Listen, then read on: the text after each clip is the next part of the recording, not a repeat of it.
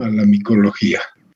Y básicamente vamos a hablar de la micología médica, porque hay que saber que los hongos son una enorme cantidad de diferentes especies y subespecies de hongos que están en la naturaleza, que afectan tanto al ser humano, a los animales, a los vegetales, prácticamente a todos los seres vivos. Los hongos pueden darles afecciones diferentes. Incluso acabamos de terminar los artrópodos. Hay hongos que afectan también a los artrópodos, pero nosotros nos vamos a dedicar básicamente a la micología médica, y para ello lo importante es saber lo que son los hongos. Y tenemos nosotros acá algunas generalidades, y esta es la clasificación de los hongos. Ya, entonces, en el reino de los seres vivos, en los seres vivos tenemos primero el reino Monera, que corresponde a las bacterias, el reino protista, que corresponde a los protozoarios, y aquí está el reino fungi. El reino fungi es un grupo especial, un reino dentro de los seres vivos, y allí se encuentran los hongos, algas y líquenes. ¿Sí? Bueno, los hongos tienen características diferentes a los otros seres vivos. En primer lugar, son eucariontes. Ya son aerobios, necesitan la presencia de oxígeno para sus procesos metabólicos. Los hongos también pueden ser macro o microscópicos. El ejemplo ahí macroscópico son los champiñones que uno compra para alimentarse, ¿no es cierto? Y también un número infinito de hongos macroscópicos que pueden ser comestibles, u otros que pueden ser también tóxicos. Y microscópicos son hongos que en general son aquellos que van a producir las enfermedades. Este concepto de acá es muy importante, son heterótrofos. Heterótrofos quiere decir que no pueden sintetizar su propia sustancia viva, sino que necesitan tomar sustancias de otros seres vivos para poder producir la sustancia viva del hongo mismo. ¿Ya?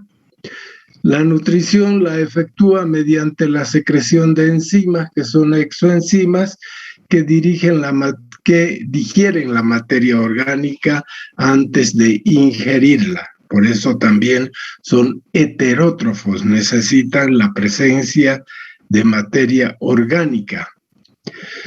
Y esta materia orgánica producida por los hongos es almacenada en forma de glucógeno, ¿sí?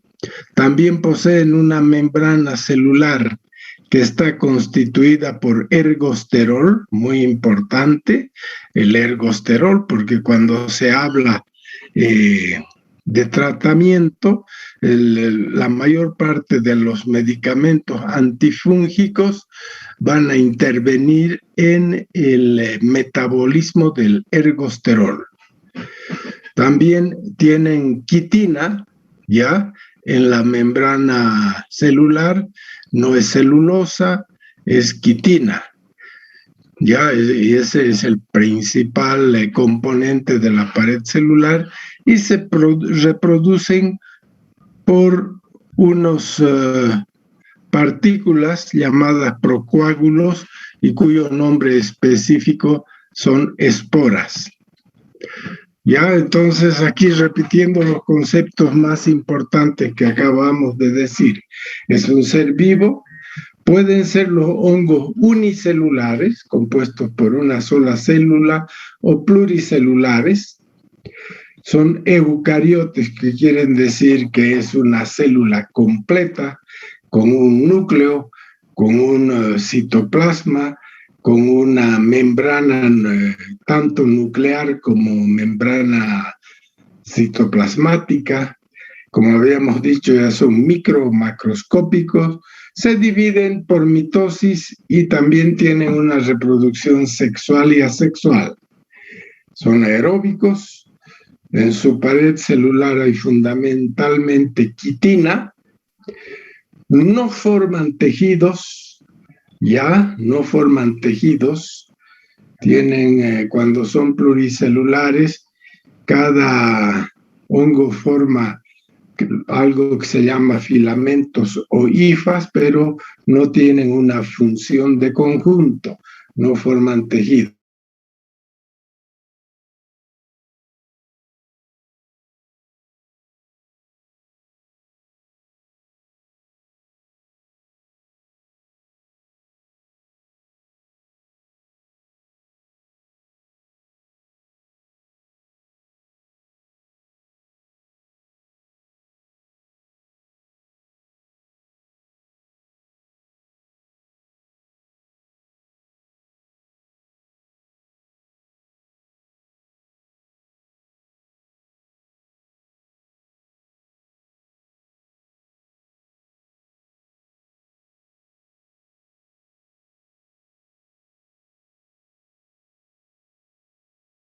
Recording stopped.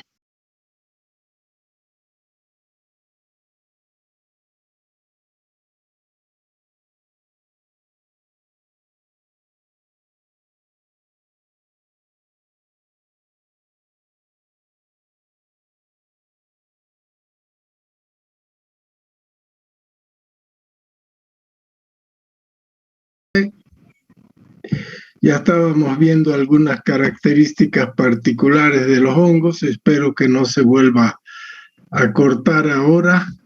Sí, entonces estábamos diciendo que son células eucariotes, es decir, que tienen un núcleo, una membrana nuclear y una pared celular constituida tanto por polisacáridos, polipéptidos y una sustancia típica de los hongos que también se lo puede ver en algunos insectos o en algunos artrópodos, que es la quitina.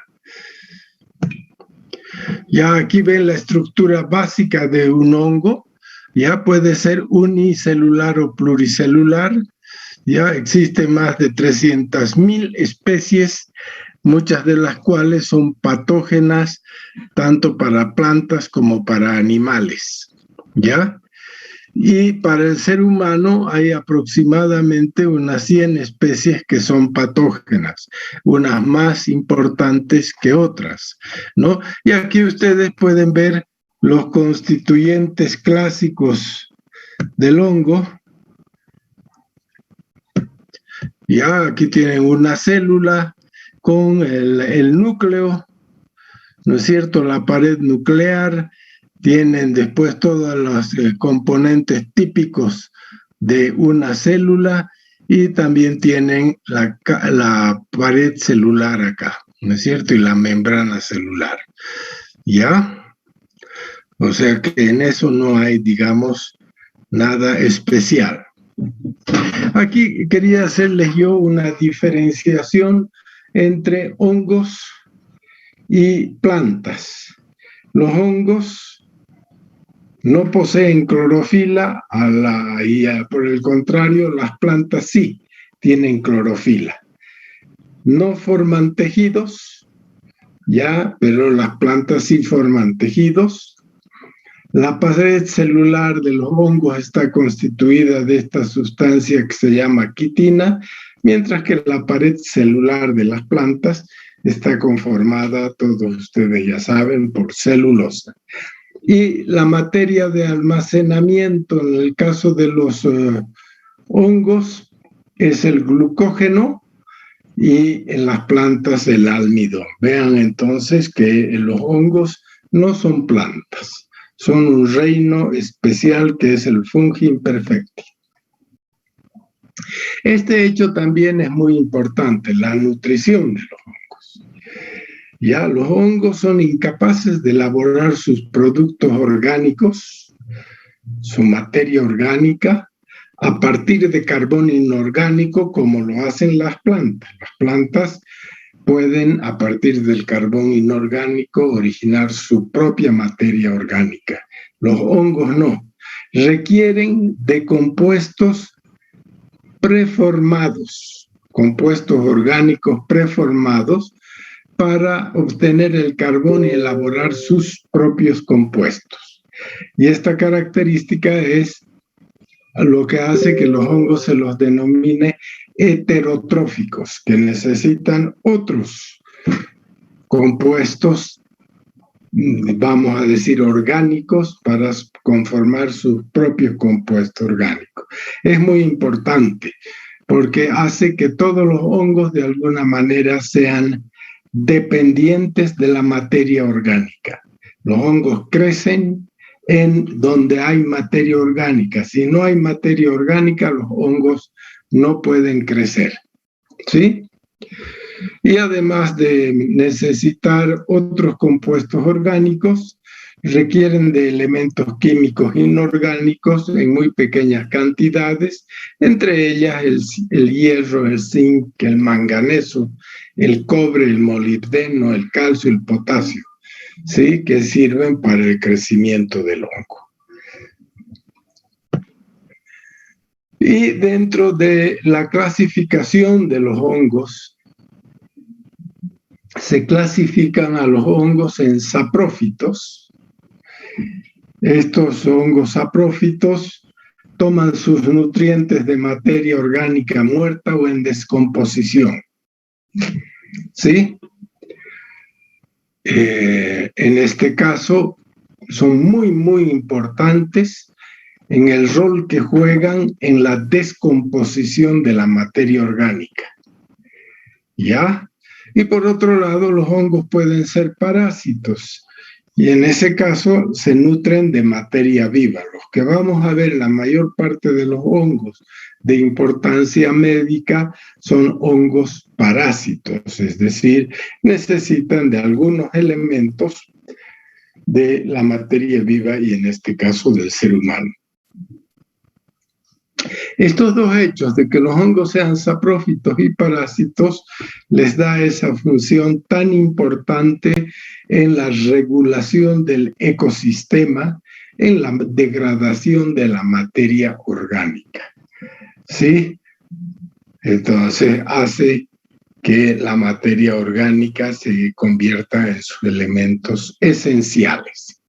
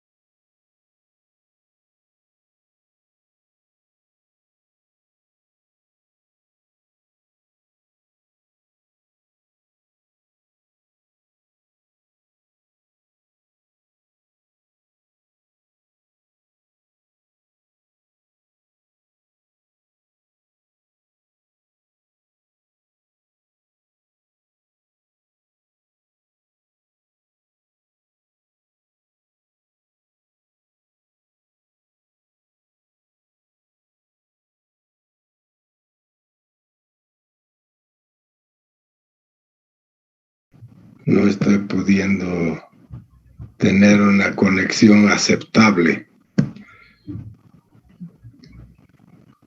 Ni siquiera, bueno, vamos a seguir ya. Y disculpas, pero de todas maneras hay un pequeño texto que he hecho yo, que ustedes pueden conseguirlo electrónicamente de sus compañeros que son estudiantes de las clases prácticas que pasan conmigo, ¿ya?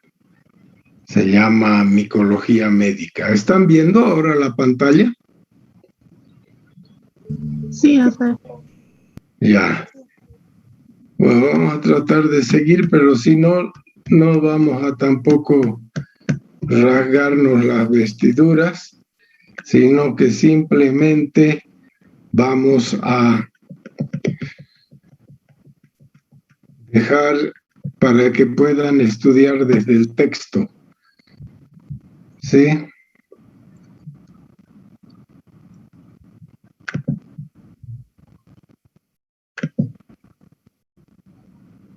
¿De acuerdo? Porque cualquier rato se vuelve a caer el sistema.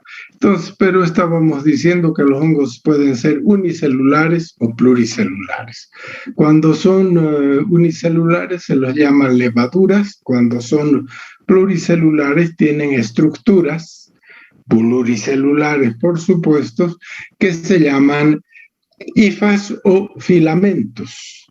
Y cuando hay un conjunto de hifas recibe el nombre de micelio o talo. ¿Sí? Las hifas pueden ser septadas o tabicadas con septos y a veces no se observan esos septos. Los septos son las partes que dividen una célula de la otra que componen una hifa. De ahí que tenemos hifas aceptadas cuando no se ven los septos y septadas cuando sí se los ve. ¿Ya? Y estos hifas crecen en cualquier parte de la hifa o filamento.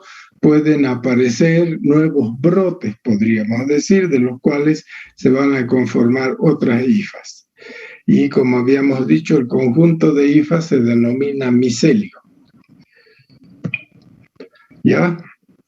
Bueno, esto es lo mismo, las hifas pueden ser septadas o tabicadas, pero también pueden ser aceptadas. Acá tienen una hifa ustedes, ¿sí?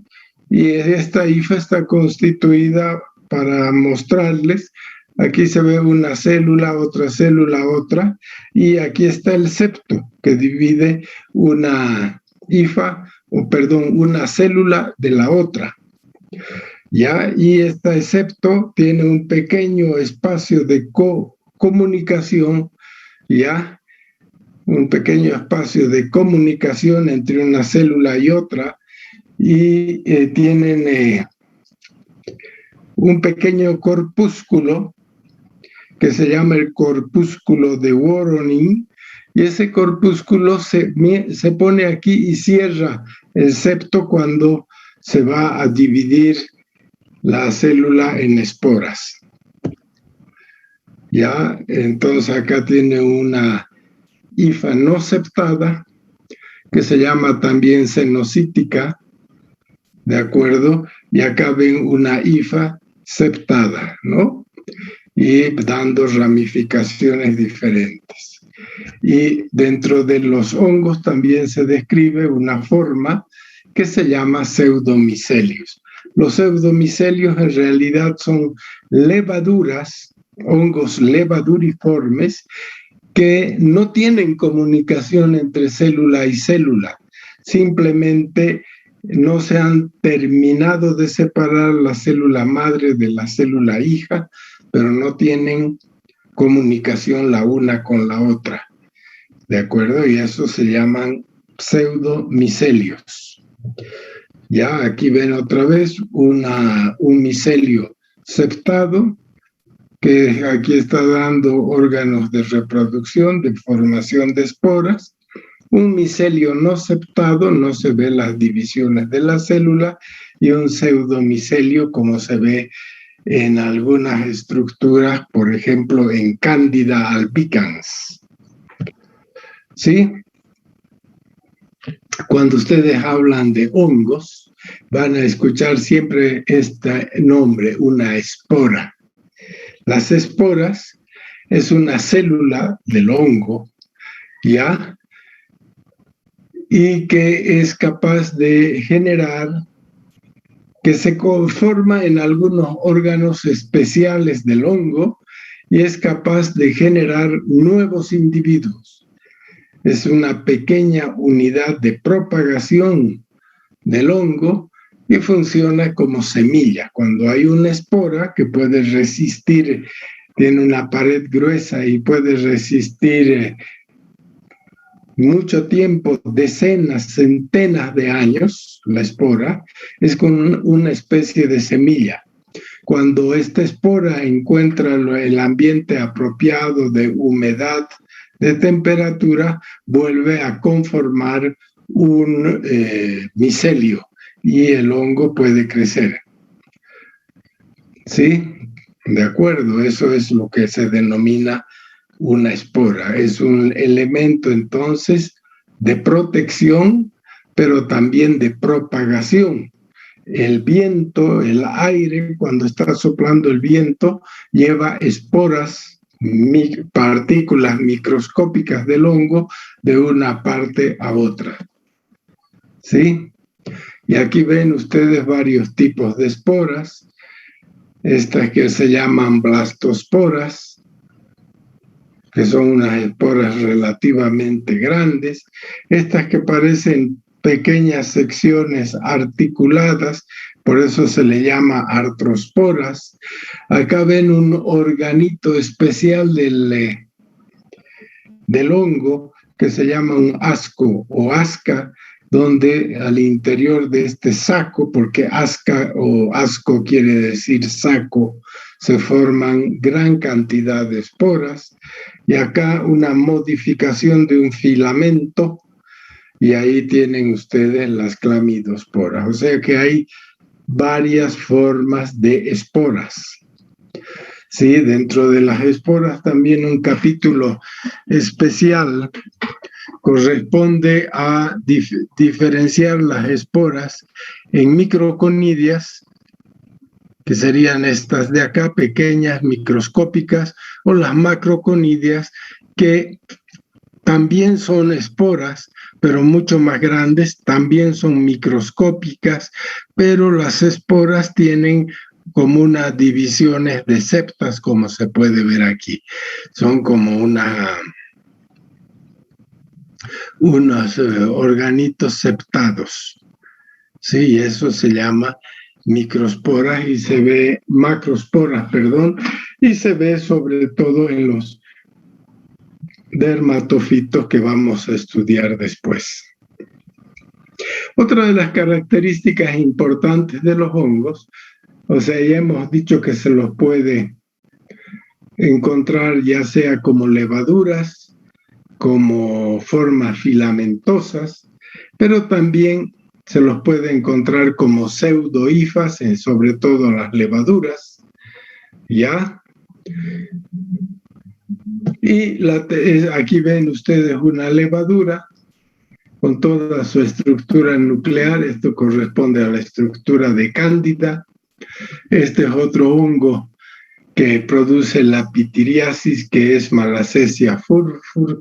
Vean, está gemando, ¿no? La levadura madre está gemando, dando lugar a una pequeña cría, ¿sí? Y otra de las características de los hongos es lo que se llama los hongos dimórficos. Son hongos que en algún momento de su desarrollo tienen la forma de levadura, sobre todo cuando son parásitos, y cuando están en la naturaleza tienen la forma filamentosa. O sea que cuando hablemos en los diferentes temas de los hongos, vamos a decir, este es un hongo dimórfico. Dimórfico quiere decir que cuando está en la naturaleza es filamentoso, hongo filamentoso, pluricelular, y cuando está como parásito adquiere la forma de levadura o levaduriforme, que son monocelulares, ¿no es cierto? Unicelulares. ¿De acuerdo? El dimorfismo, entonces, la mayor parte de los hongos que producen enfermedades son dimórficos. ¿ya? La mayor parte de esos hongos. ¿Qué quiere decir? Que para pasar del estado de saprófito en la naturaleza, cambian de forma, cambian de estadio y van a tener otra forma que es, en muchos casos, la levadura. Hay una manera de convertir a los hongos de saprófitos, o sea, de filamentosos, a levaduriformes, y es mediante el cultivo a temperaturas de 37 grados centígrados. A 37 grados centígrados crece la forma parásita del hongo y a 25 grados centígrados, como están en la naturaleza, normalmente forman la forma filamentosa del hongo. Y a eso se llama un hongo dimórfico. Y los hongos pues forman colonias, ¿ya? Y estas colonias de hongos, que es el conjunto de gran cantidad de hifas o filamentos y a veces de micelios, pueden ser observadas en cultivos a simple vista y tener diferentes aspectos, ya diferentes colores, tanto cuando se los mira al anverso como al reverso. ¿De acuerdo? Y ustedes pueden ver acá un hongo que parece acá pues un medio algodonoso de color amarillo, ¿no? Aquí otro hongo con otro aspecto, ¿de acuerdo? Y acá otro hongo y hay atlas que sirven para la identificación de los hongos, porque dado que hay más de 100.000 variedades, entonces pueden tomar múltiples variedades los hongos. Ya hemos dicho que los hongos tienen o se reproducen por esporas, ¿no? Que las esporas son entonces pequeñas unidades del hongo que les permiten resistir al medio externo, también les permite la propagación, pero también la reproducción. ¿De acuerdo? Y hay esporas que son sexuales y hay esporas que son asexuales. Por lo tanto, los hongos pueden tener reproducción sexual y asexual. Los hongos que solamente tienen reproducción asexual y no sexual se llaman fungi imperfecti, que quiere decir hongos imperfectos, mientras que los hongos que tienen los dos tipos de reproducción se los llama hongos perfectos. Ya aquí vemos a partir de esta célula madre ya el hongo que se está multiplicando por gemación, que es una de las formas de multiplicación asexual del hongo. Aquí vemos una preparación donde se ve un hongo que ha tenido una, podríamos decir, una cría, ¿no es cierto? Una gema y aquí otra, y a la vez esta tiene otra. Ya, este es un caso de Candida albicans. Candida albicans, que es uno de los hongos más frecuentes que afectan al ser humano, puede formar pseudofilamentos cuando está como parásito y a veces puede formar verdaderos filamentos. Un pseudofilamento son levaduras que no se han soltado una de la otra, y los filamentos son células completas que están comunicadas unas con otras. En la reproducción asexual de los hongos, entonces el mecanismo más importante es la esporulación, ¿sí? Que es formar esporas, que son elementos tanto de multiplicación, propagación y resistencia. En general, esta esporulación parte de una célula vegetativa, ya, o de un filamento del hongo que se llama talospora, pero también hay órganos especiales donde se van a formar esporas, como vamos a ver inmediatamente. Ya acá, por ejemplo, este filamento se ha ido dividiendo, y cada una de estas partes es una espora. Aquí se ve en la toma de muestra cómo está el filamento, se ha ido dividiendo y ustedes ven las esporas, ¿sí? Pero acá ven que el hongo también puede formar organelos especiales para producir esporas. Sí, otra vez está muy lento el internet, pero espero que no se vuelva a cortar. Ya, elementos especiales, que en este caso, este es un aspergillus, una parte del filamento se ha convertido en lo que se llama un conidióforo, y en el conidióforo, en la vesícula, se conforman unos organitos pequeños que se llaman fiálides, que pueden ser de una o dos columnas, y estos fiálides producen esporas que, como ya hemos dicho, son las formas de reproducción, de propagación y de multiplicación del hongo. Ya a veces estas esporas se conforman dentro de un saco que se llama esporangio. Las fialoforas, que son las que acabamos de ver, que son una especie de botellitas que forman microscópicas, por supuesto, que van a formar también esporas. Ya aquí ven una fialofora, el filamento, una modificación de una de las células del filamento, que ha formado una fiálide, y la fiálide que está produciendo esporas. Son órganos formadores de esporas.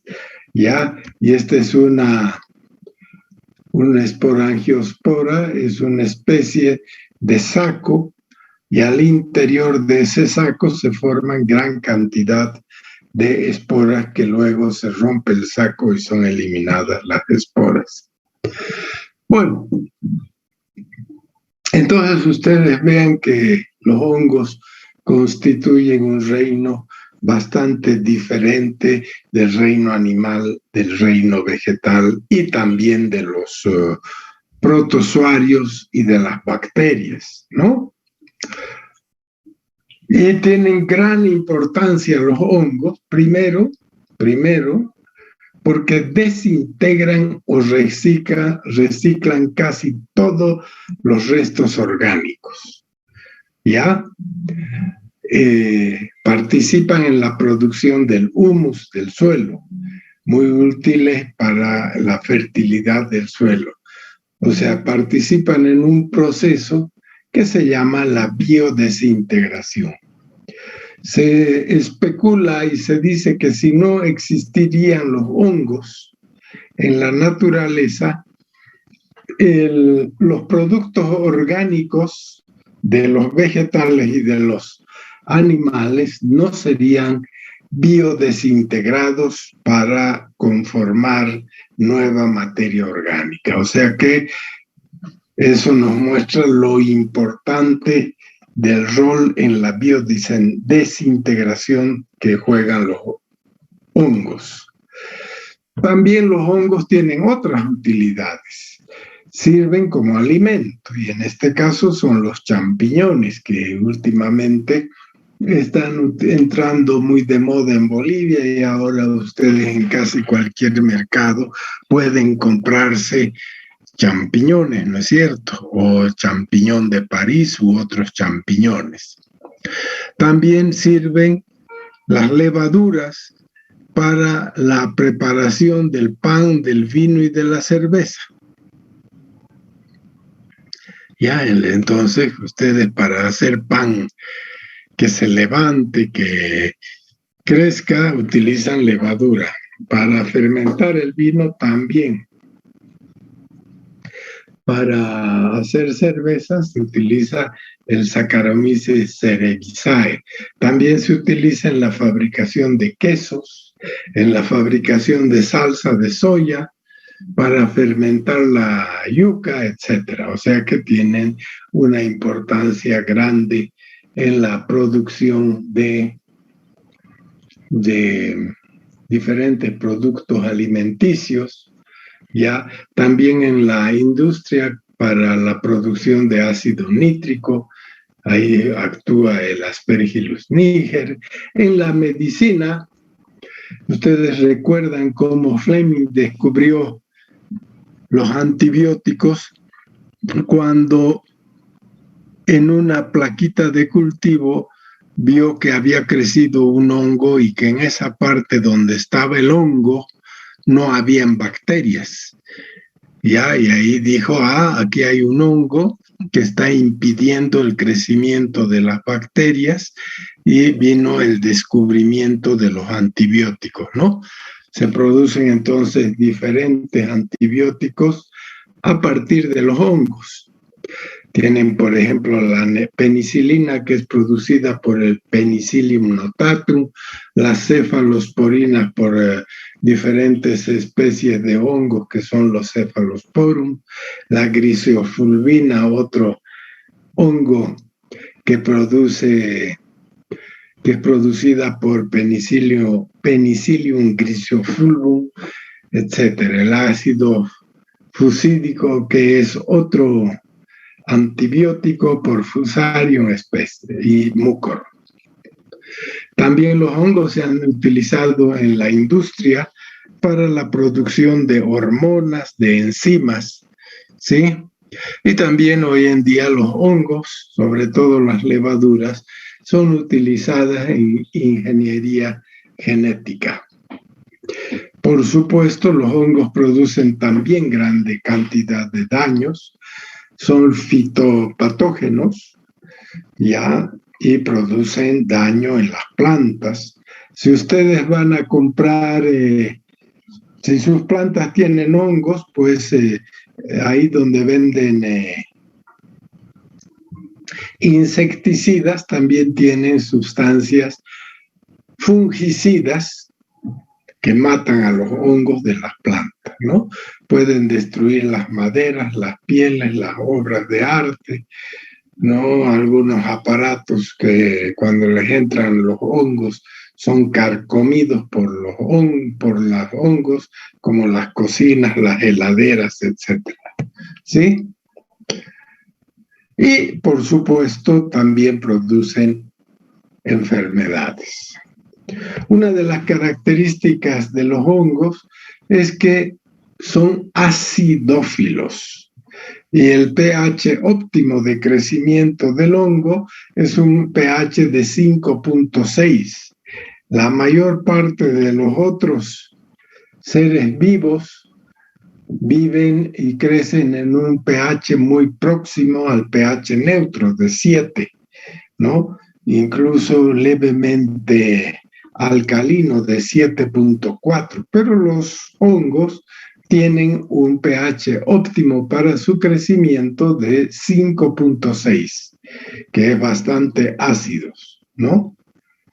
¿De acuerdo? Y muchos de ellos crecen a temperatura ambiente, pero los que son patógenos crecen a mayores temperaturas de 35 a 40 grados. Y con eso, después de haber hablado rápidamente sobre las características de los hongos, vamos a hablar, hacer la pequeña introducción a lo que es la micología médica. La micología médica es una rama de las ciencias médicas que estudia las enfermedades producidas por hongos, ¿ya? Y en general aquí intervienen hongos microscópicos, pero no siempre, ¿sí? Y estos hongos producen en el hombre y en los animales 4 grupos de enfermedades: las micosis, las alergias fúngicas, el micetismo y la micotoxicosis. Son los 4 grupos. Ya las micosis son enfermedades infecciosas provocadas por hongos microscópicos y que dan cuadros clínicos muy, muy diversos, como vamos a ir viendo a través de la mayor parte de estas 10 clases, que corresponden casi siempre a micosis. La micosis, entonces, es una enfermedad infecciosa. Infecciosa también quiere decir que es transmisible, ¿no es cierto? Ya, y que está producida por hongos. Pero también los hongos son causa muy importante de alergias. Ya, muchas veces cuando hay viento o cuando ustedes están, ¿cómo se dice?, sacudiendo ropa, sacudiendo alfombras o limpiando sus libros donde se han depositado el polvo, empiezan a tener una alergia respiratoria, pulmonar, nasal, y eso se deben a hongos muchas veces, no solamente, pero muchas veces. Ya, y eso es lo que se llama las alergias fúngicas, ¿no? Y se debe a la inhalación de hongos que están presentes en el aire. Ya, el tercer grupo de enfermedades son el tercer grupo de enfermedades, lo que se llama el misetismo. Sí, el misetismo son intoxicaciones provocadas por hongos macroscópicos venenosos. Ya ustedes van a recoger hongos por acá arriba, por el Parque Tunari, cuando hay lluvia, y si no conocen bien, podrían consumir hongos venenosos que contienen diferentes sustancias de veneno y sustancias toxigénicas que les pueden dar alteraciones gastrointestinales, cardiorrespiratorias, nerviosas e incluso electrolíticas. Uno de ellos que ustedes pueden ver en internet es la Amanita phalloides. Es un hongo venenoso macroscópico que el consumo del mismo puede producir gran alucinaciones y otras alteraciones en las personas. Y a eso se llama misetismo. Es a la gente que consume hongos macroscópicos erróneamente y que son tóxicos. También algunos utilizan estos hongos como drogas para tener, qué sé yo, alucinaciones y todo aquello. Y finalmente, el cuarto grupo de enfermedades que producen los hongos son lo que se llama la micotoxicosis. ¿Qué son las micotoxicosis? Son intoxicaciones crónicas provocadas por la ingesta continua y prolongada de alimentos enmohecidos, ¿sí? Es decir, alimentos que están invadidos por hongos que contienen lo que se llama las micotoxinas y que pueden llevar a daño hepático, daño de los riñones, son nefrotóxicas e incluso algunos de ellos pueden ser cancerígenas. Un ejemplo es una toxina de los hongos de Aspergillus flavus que se llama la aflatoxina. Hay poblaciones que por las condiciones en que viven pueden tener gran cantidad de toxinas y consumir gran cantidad de hongos y a la larga pueden desarrollar un cáncer hepático, por ejemplo.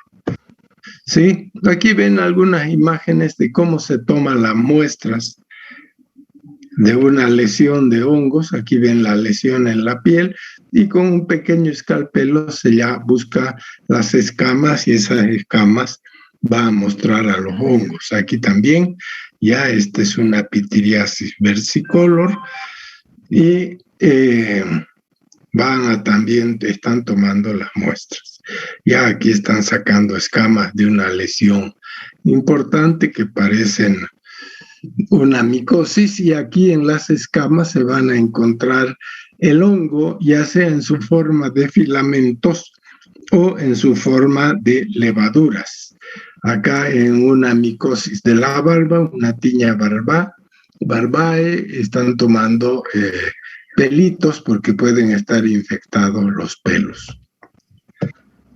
Ya en los espacios interdigitales, de igual manera, se sacan las escamas y ahí se busca qué hongo es el que está produciendo esta lesión, que en general nosotros la denominamos pie de atleta. Ya las uñas también pueden ser afectadas por los hongos, y acá esta uña que ha cambiado de color, que se ha vuelto amarillenta, gruesa y friable, es decir, que se rompe fácilmente. Aquí en este raspado de la uña se va a buscar cuál es el hongo que está produciendo esa micosis de la uña. Sí, a veces hay que cortar a las uñas para tener el pedazo de hongo para examinarlo. A veces los hongos pueden producir secreción, pus, y en este caso con un hisopo están tomando la pus que se secreta de esta lesión, que puede ser un hongo, ¿no? Y cuando se va y se mira al microscopio, se puede ver los filamentos o las levaduras del hongo. Ya en este caso, por ejemplo, este es un pelo, y vean que el pelo tiene en su interior gran cantidad de esporas. Ya está invadido el hongo por dentro, pero también está invadido por afuera. Esta es una lesión doble del hongo, que es una lesión endotrix dentro del pelo, ¿sí? Y extotrix por fuera del pelo. Ya hay bastantes afecciones del pelo también. Aquí aquí se ve la estructura del pelo, que es normal, sí, pero está rodeado de enorme cantidad de esporas, que sería una micosis extotrix solamente. El pelo tiene buena configuración. Otras maneras de ver a los hongos, ¿no? De acuerdo a cada enfermedad, eso es muy variable. También pueden formarse pequeños cuerpos, como este caso, ya que es un gránulo de micetoma, ya estos que se llaman cuerpos fumagoides. O sea que en el laboratorio se va buscando qué es lo que está produciendo la enfermedad en la pequeña muestra que han tomado, y con eso se hace el diagnóstico. Esto es un estudio de líquido cefalorraquídeo con Cryptococcus neoformans, estas levaduras con gran cápsula que ya vamos a estudiar. Los hongos se pueden cultivar, hemos dicho. Ya el medio más frecuente para utilizar para el cultivo de los hongos es el medio más frecuente para el cultivo de los hongos es, perdón, estoy en clase, ¿puede volverme a llamar?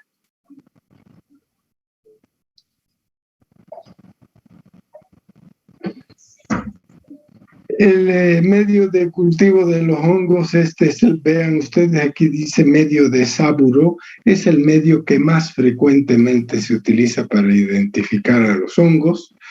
Y ustedes ven aquí una Candida albicans que ha crecido en el cultivo. En este caso es un dermatofito, el Trichophytum rubrum, y en este caso es otro dermatofito que es Trichophytum tonsurans.